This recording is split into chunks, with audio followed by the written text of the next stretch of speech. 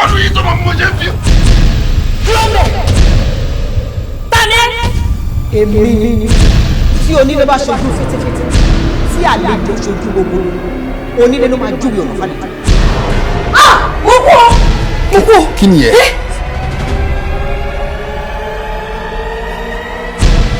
Jesus!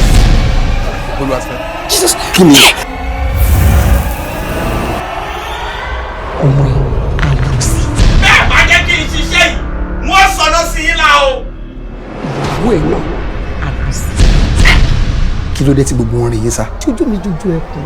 Kí ló dé ṣé inú mi ò dùn ni? Inú mi ò dùn. Màámi. Bẹ́ẹ̀ má fi tèmi ṣe, tí gúnyángúnyán yín bá ń gúnyán bẹ́ẹ̀ má fi tèmi ṣe, ojú ọmọ ọpọlọwọ gúnyángúnyán. Tí pápá tẹ̀sẹ̀ kó wọ́n.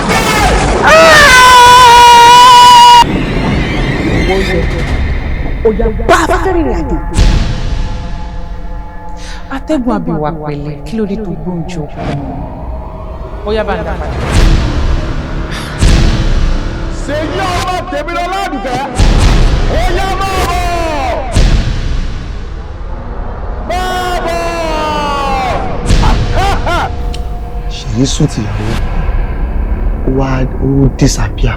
Ó disappear ni o.